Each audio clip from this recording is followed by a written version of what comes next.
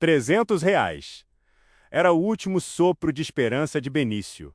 Uma oferta que, aos olhos da cidade, valia mais risadas do que futuro. No leilão, sussurros se transformavam em escárnios. Olhares de compaixão se misturavam a desprezo elegante. Mas havia algo estranho no depósito número 17. Uma ordem silenciosa nas fechaduras brilhando por fora. Como se alguém as tivesse vernizado depois de fechar a porta para sempre. Quando a chapa de metal deixou escapar aquele rangido. Cansado, e a luz do celular cortou a escuridão. Benício encontrou caixas enfileiradas com uma precisão que não combinava com o abandono. Pastas, fichas, fotografias, contas e remédios com nomes que insistiam em aparecer de novo. Helena Silveira. Não era só lixo velho. Era um arquivo de vidas roubadas. Um diário de quem soube que algo cruel acontecia e tentou registrar sua própria voz antes de desaparecer. Ali cheirava antisséptico e mentira. Cartas nunca entregues, gravações amarradas com fita e um testamento que mudava tudo. Tudo selado, como prova de um crime que muitos tinham interesse em enterrar. E enquanto passos se aproximavam do lado de fora, Benício percebeu que tinha diante de si uma escolha com duas saídas: guardar tudo e continuar invisível, ou abrir aquele arquivo e virar alvo. Até que ponto você arriscaria a vida para revelar a verdade escondida na sua própria cidade? O leiloeiro mal havia anunciado o número 17 e já percebia a indiferença do público. Alguns cruzavam os braços, outros riam baixinho. Para todos, aquele espaço era apenas um amontoado de entulho sem valor. Mas para Benício, cada número representava uma oportunidade, menos ainda que fosse a última. Com apenas R$ 300, ele não podia se dar ao luxo de escolher. Precisava arriscar. Quando levantou a mão e selou o lance, um silêncio desconfortável percorreu a sala. Alguns olhares o encararam com compaixão, como se ele tivesse acabado de jogar seu dinheiro no lixo. Outros pareciam satisfeitos por se livrar de mais um fardo encalhado. Mas dentro de Benício havia algo que o cutucava menos, uma estranha intuição de que aquele depósito escondia mais do que poeira. A chave fria escorregou em sua mão enquanto ele caminhava até a porta. As dobradiças rangiam como se protestassem contra a invasão. O primeiro feixe de luz revelou caixas organizadas demais para um local esquecido. Nada de bagunça caótica, nada de roupas velhas ou móveis quebrados. Ali dentro, cada caixa parecia guardar um segredo.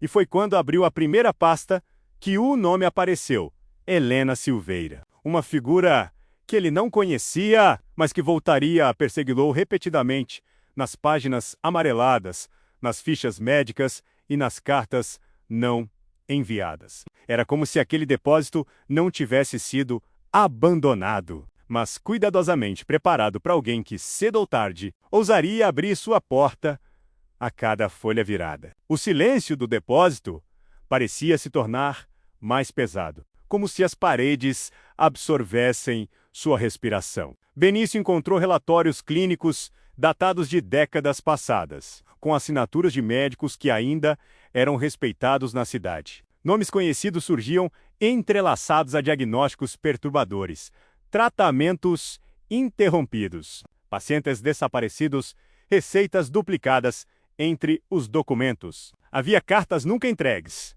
todas endereçadas ao mesmo sobrenome: Silveira. Algumas imploravam por respostas, outras denunciavam abusos e ameaças. O papel manchado de lágrimas e tinta desbotada revelava um desespero real, uma voz que foi silenciada antes de chegar ao destino.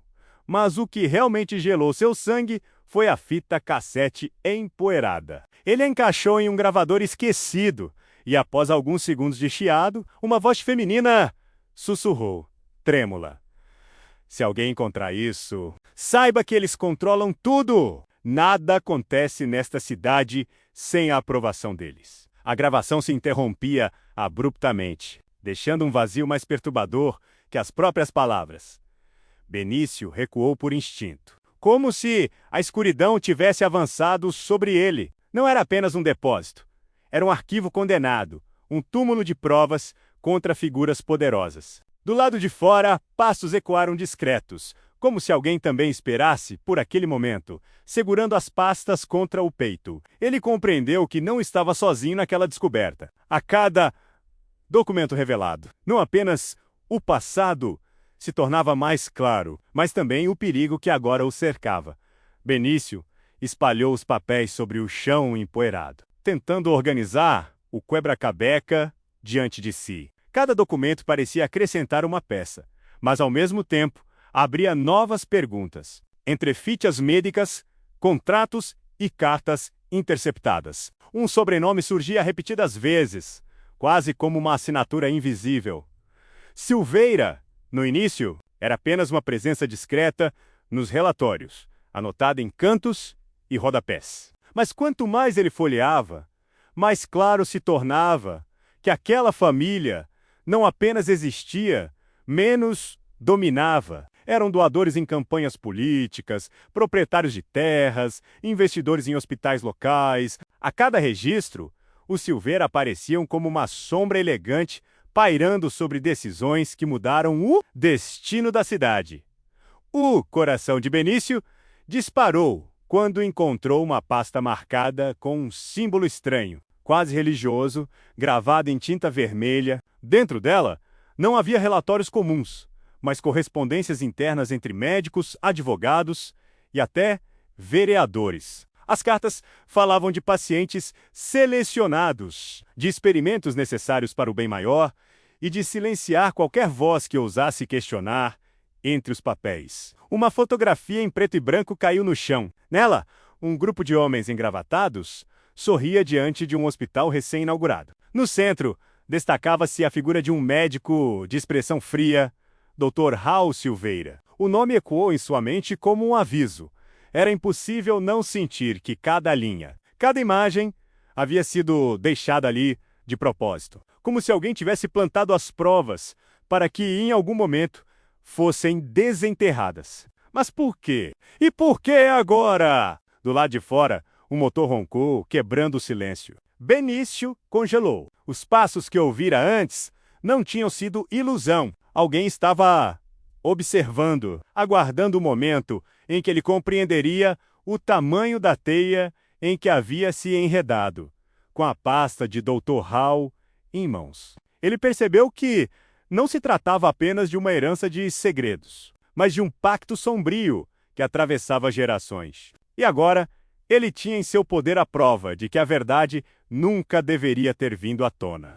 O zunido do motor não tardou a se transformar em faróis, cortando a penumbra. Benício, ainda de cócoras, entre papéis e caixas, ergueu os olhos em direção à fresta da porta. 2 SUVs pretos estacionaram diante do depósito, silenciosos demais para serem coincidência. As portas se abriram ao mesmo tempo, revelando silhuetas escuras em trajes impecáveis.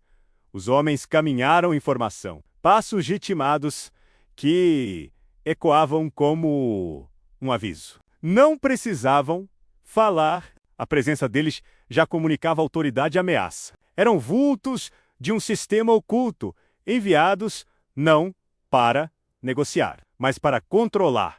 Benício prendeu a respiração, apertando contra o peito a pasta onde o nome de Raul Silveira aparecia em destaque. Cada segundo se arrastava. O ranger metálico da maçaneta ecoou dentro de sua mente, como o início de uma sentença.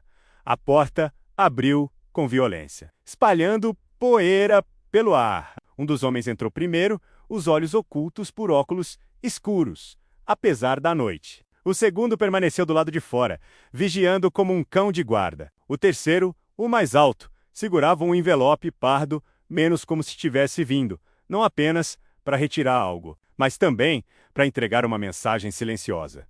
Benício recuou para a sombra das prateleiras, mas sabia que sua respiração denunciava seu pânico. Os intrusos começaram a remexer nas caixas, como se já soubessem exatamente o que procurar. A organização meticulosa que tanto o havia intrigado agora fazia sentido.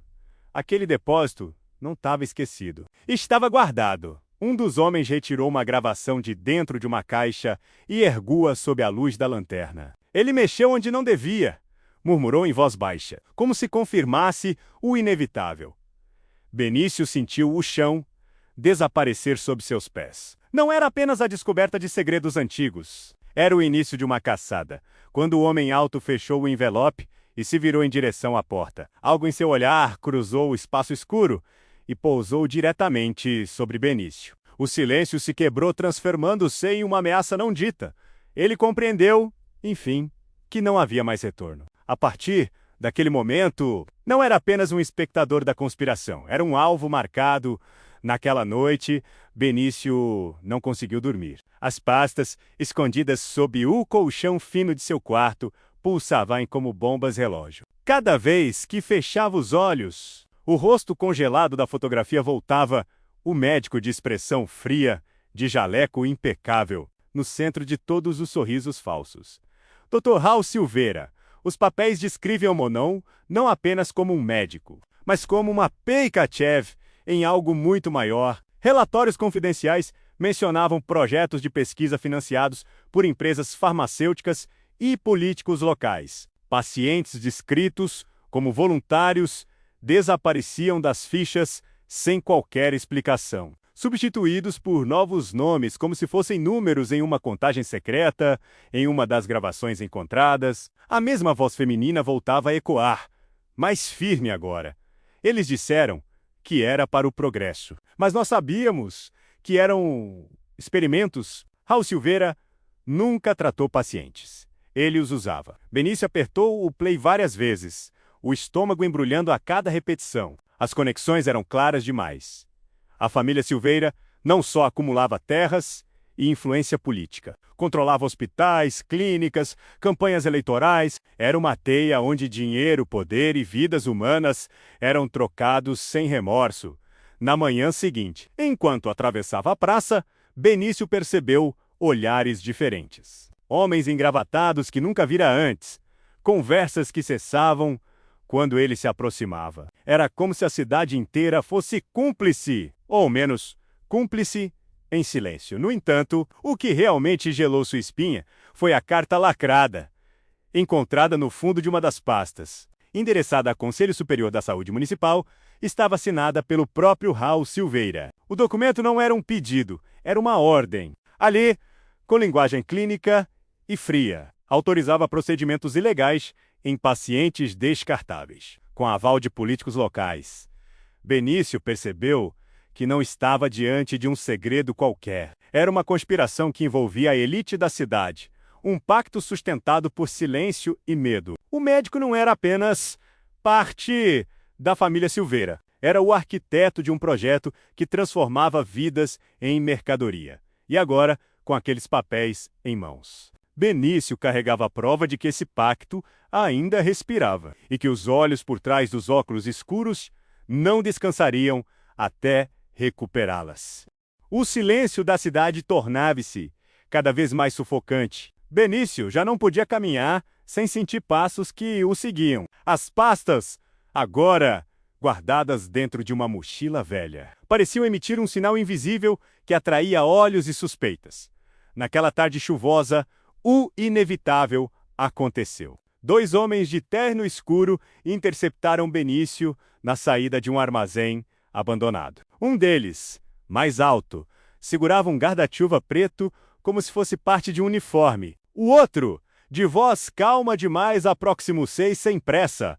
Sabemos o que você tem, Benício, e sabemos onde guardou. Tá brincando com um fogo que não entende. O jovem tentou responder, mas o homem ergueu a mão. Continuou, com um tom que misturava ameaça e proposta. A família Silveira não quer problemas. Entregue os documentos e podemos negociar. Até compensar o seu silêncio. A palavra compensar ecoou como veneno. Não era apenas uma ameaça velada. Era uma chantagem. Dinheiro, favores, talvez até segurança menos. Tudo em troca de se calar. Benício respirou fundo, o coração martelando. Pensou em sua vida simples, nos dias de trabalho árduo, no peso que sempre carregara sem nunca ter nada em troca. Agora, pela primeira vez, alguém lhe oferecia poder. O tipo de poder que só vinha de segredos enterrados. Mas o olhar do outro homem, imóvel e frio, deixava claro que aquela negociação tinha prazo de validade. A cada segundo que passava, ficava evidente que, se recusasse, não restaria apenas o medo, haveria consequências. E se eu disser não? Arriscou Benício, tentando ganhar tempo. O sorriso que recebeu de volta não era humano. O homem mais baixo inclinou-se perto de seu ouvido e sussurrou: então, você não verá o próximo nascer do sol. Um raio cortou o céu, iluminando os rostos sombrios por um instante. E naquele clarão, Benício percebeu algo ainda mais assustador. Os homens não tinham vindo negociar, tinham vindo medir sua coragem, e no fundo, já sabiam que ele não entregaria nada tão facilmente. A chantagem não era o fim do jogo, era apenas o primeiro movimento. A noite caiu sobre a cidade, como um véu de chumbo. Benício, cansado e exausto, sentiu o peso das pastas como correntes presas ao corpo. Sabia que não havia mais como recuar. As negociações falharam, a chantagem não o quebrou. Restava apenas enfrentar o inevitável. Ele decidiu ir até a antiga estação ferroviária, um lugar esquecido que, segundo os papéis, já havia servido como ponto de encontro para transações da família Silveira. O som do vento, atravessando as vigas enferrujadas, parecia anunciar o que viria, pouco depois da meia-noite. Passos ecoaram no salão vazio. 3 homens surgiram da escuridão, seguidos de uma figura que fez o coração de Benício congelar. Doutor Raul Silveira, o médico de jaleco impecável por baixo de um sobretudo cinza. Caminhava como quem carrega o mundo nas mãos. Então, é você o jovem que acha que pode reescrever a história desta cidade? Disse o doutor, a voz firme e calculada. Benício não respondeu. Apenas ergueu a mochila e deixou que a luz fraca revelasse as pastas. O médico sorriu, mas não havia humor naquele gesto. Esses papéis são nada sem mim. Eu sou a verdade deles. E você não tem ideia do que está prestes a perder. O silêncio que seguiu foi quebrado por um estalo seco. Os homens de terno avançaram. Benício correu, o coração disparado, tentando proteger a mochila. Entre golpes, gritos e o som metálico das correntes batendo nas paredes. Ele conseguiu escapar por uma escada lateral, mas não sem antes ouvir a última frase de Raul Silveira ecoando pelo galpão: você abriu a porta, rapaz. Agora, não poderá fechá-la. Do lado de fora, a respiração ofegante de Benício se misturava ao frio da madrugada. Ele sabia que tinha vencido apenas uma batalha, não a guerra. As pastas ainda estavam com ele, mas os Silveira não descansariam. Pelo contrário, agora o caçavam às claras. A cidade dormia, alheia ao que se tramava nas sombras. E Benício, sozinho, carregava provas que poderiam destruir tudo. Ou destruí-lo primeiro. O jogo estava apenas começando. Benício caminhava sozinho pelas ruas molhadas, cada passo ecoando como se a cidade inteira o observasse. As luzes dos postes piscavam, e em cada sombra ele via a possibilidade de um perseguidor. Dentro da mochila, os documentos pulsavam como um coração vivo, lembrando-o a cada instante do fardo que carregava. Ele sabia que não havia retorno. A partir do momento em que abriu aquelas pastas, sua vida deixou de ser apenas dele. Agora estava preso em um tabuleiro onde políticos, médicos e empresários moviam peças invisíveis há décadas. E, pior de tudo, ele tinha consciência de que não estava apenas contra uma família, menos estava contra um sistema inteiro. A respiração pesada se misturava ao frio da madrugada, quando parou diante de uma vitrine escura. No reflexo do vidro, por trás de si, por um breve instante, jurou ver o vulto de um homem de terno parado na esquina. Piscou os olhos. O vulto havia sumido, mas Benício já não precisava de confirmação. Eles estavam por perto, sempre. O desfecho daquela noite não seria o fim, menos apenas. O começo de uma guerra silenciosa que ele jamais escolhera, mas que agora precisava enfrentar. Porque, no fundo, sabia que o segredo que guardava não era apenas dele. Era o segredo que poderia consumir toda a cidade. E o Silveira jamais deixariam isso escapar impune.